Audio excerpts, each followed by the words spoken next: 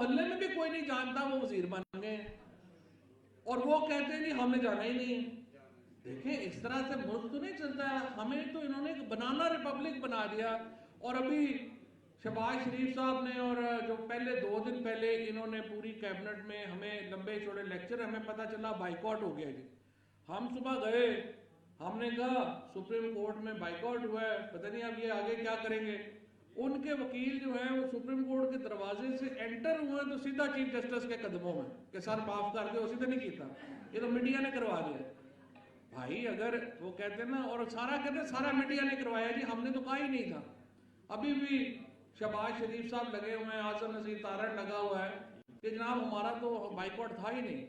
मैं कहता हूं कि वो कहते हैं ना, झूठ बोला है तो उस पर कायम रहो जफर, आदमी को साहिब किरदार होना चाहिए।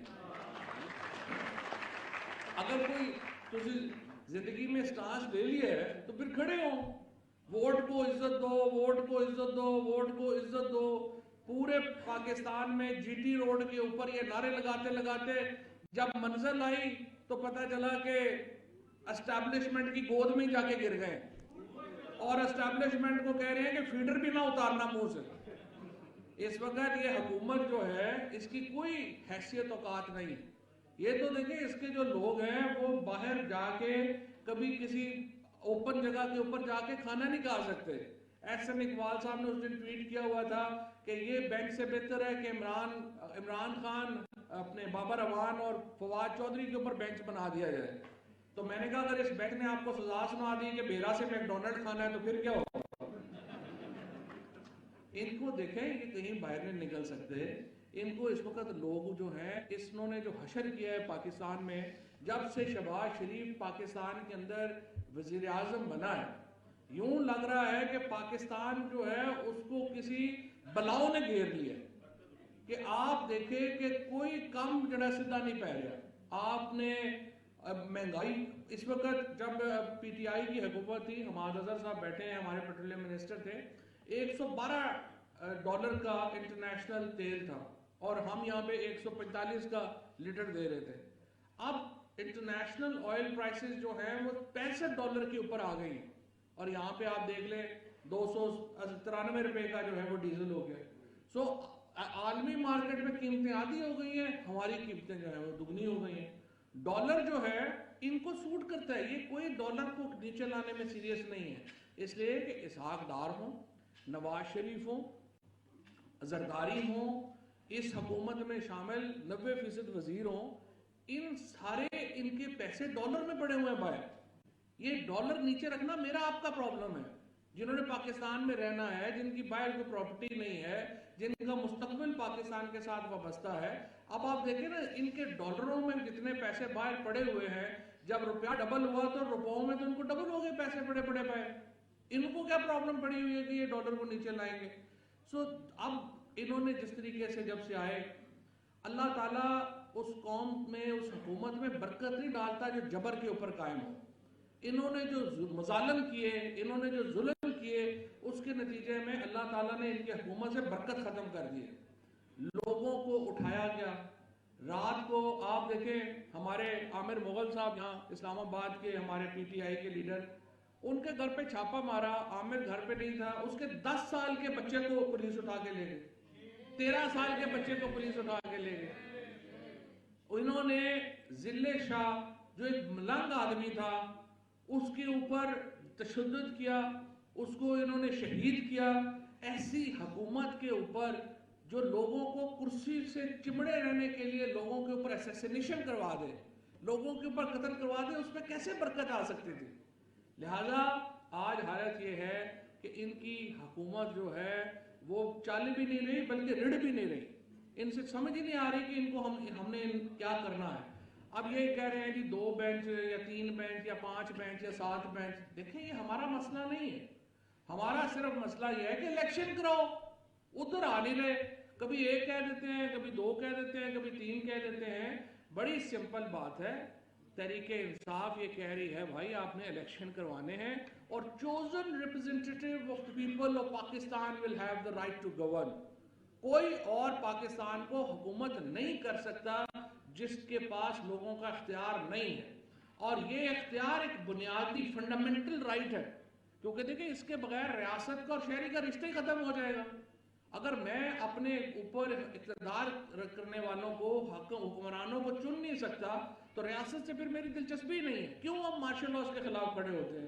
کیوں ہم جو غیر آئینی حکومتیں ہوتی ہیں ان کے خلاف لڑتے ہیں؟ کیونکہ ہمارا جو سوشل کانٹریکٹ ہے وہ بتاتا ہے کہ آپ ریاست جو ہے وہ ہمارے لیے بنیادی حقوق دے گی، کیونکہ ہم اپنی ریاست کے حکمران چنیں گے۔ اب انہوں نے آ کے پہلے ہمارے فنڈامنٹل رائٹس ختم کیے۔ آج آپ دیکھیں اسلام آباد میں کیا کیا کہ وکلا جو ہیں ان کو سپریم کورٹ جانے سے روکنے کے لیے انہوں نے رکاوٹیں لگا دی۔ آپ سب لوگ جو ہیں جو باہر سے آ رہے تھے، آپ نے دیکھا کہ ان لوگوں نے وکلا کو سپریم کورٹ نہیں پہنچنے دیا۔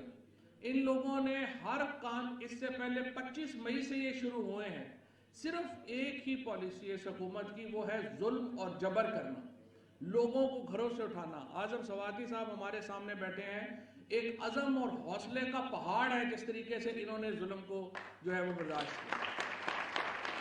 شہباز گل کے ساتھ انہوں نے کیا کیا؟ ہمارا بھائی حسان نیازی کو کالے کوٹ میں اٹھا لیا گیا۔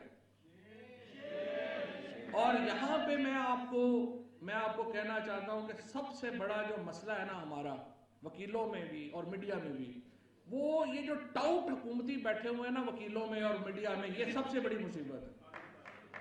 کیونکہ آپ نے کبھی آج سے صرف 6 مہینے پہلے مجھے بتائیں یا 10 مہینے پہلے مجھے بتائیں، کسی کی جرت تھی کہ کسی وکیل کو اس طرح سے رات کو اندھیرے میں اٹھا کے لے جائیں؟ کسی بار کونسل میں یہ ہو سکتا تھا کہ کسی وکیل کو اٹھا کے لے لیں اور بار کونسل میں جو ہے کچھ ہو ہی نہ؟ اور جس طریقے سے یہاں پہ وکیلوں کو اٹھایا جا رہا ہے، جس طریقے سے صحافیوں کو، سوشل میڈیا کے لوگوں کو اٹھایا جا رہا ہے، اور اس کے اوپر ہمارے جو صفوں میں موجود ٹاؤٹ ہے، جس طرح سے انہوں نے حکومت کی مدد کی، سب سے شرمناک پہلو وہ ہے۔ اور انشاءاللہ تعالی وقت آئے گا، دیکھیں وقت بدلتا ہے، یہ جو اقتدار ہے یہ تو ہم نے بڑے لوگوں کو، میں 1993 سے اسی کام میں پڑا ہوا ہوں، اور میں نے دیکھا ہے کہ کس طرح سے لوگ آتے ہیں، کس طرح سے جاتے ہیں۔ یہ ریت ایک مٹھی میں جس طرح ریت ہوتی ہے نا، اقتدار اس طرح ہی ہوتا ہے، پتہ ہی نہیں چلتا کب نکل گیا۔ اور یہ جب نکلنا ہے، اور جو لوگ یہ ظلم کر رہے ہیں، یہ نہیں ہو سکتا پھر کہ وہ احتساب سے بچ جائیں۔ ان کا احتساب ضروری ہے، اور احتساب میں بھی سب سے پہلے ٹاؤٹوں کا احتساب ضروری ہے، کہ جس طریقے سے انہوں نے یہ سارا معاملہ کیا اور اس کو کیا۔ آج جو ریزرو ہو گئی ہے، ججمنٹ جو ہے وہ سپریم کورٹ کی ریزرو ہو گئی ہے، پورا پاکستان دیکھیں 1 لاکھ جو پٹیشن ہے جس میں سپریم کورٹ سے اور چیف جسٹس صاحب سے اظہار یکجہتی کیا گیا ہے، 1 لاکھ تقریباً 18 گھنٹوں میں سائن ہوئے ہیں، اتنی بڑی۔ اور اس وقت 5واں دن ہے، چیف جسٹس صاحب جو ہیں وہ ٹاپ ٹرینڈ کے اوپر ٹاپ ٹرینڈ کر رہے ہیں۔ اور جس طرح سے میں انہیں یاد کراؤں گا، چیف جسٹس صاحب کو ریکویسٹ کروں گا کہ جس طرح سے جسٹس ہیوز نے کہا تھا، جسٹس ہیوز کا پریزیڈنٹ کے ساتھ، پریزیڈنٹ فرینکلن کے ساتھ جھگڑا ہو گیا، اور پریزیڈنٹ نے کہا کہ we will not implement your judgment and order۔ اس نے کہا کہ دیکھیں I'm سپریم کورٹ کا جج تھا لارڈ ہیوز، امریکہ کا۔ اس نے کہا this is not for me to implement the judgment of Supreme Court, this is for the people of United States of America that they will implement the judgment of Supreme Court۔ تو supreme court کے chief justice صاحب سے میں کہوں گا آپ اپنا order دیں، ہم دیکھیں گے کہ کس کی جرت ہے آپ کے آرڈر کو ڈیفائی کرے۔ انشاءاللہ تعالیٰ پورا پاکستان سپریم کورٹ کے پیچھے کھڑا ہے، آئین کے پیچھے کھڑا ہے، اور جو ججمنٹ آنی چاہیے آئین کے مطابق ہوگی انشاءاللہ تعالیٰ۔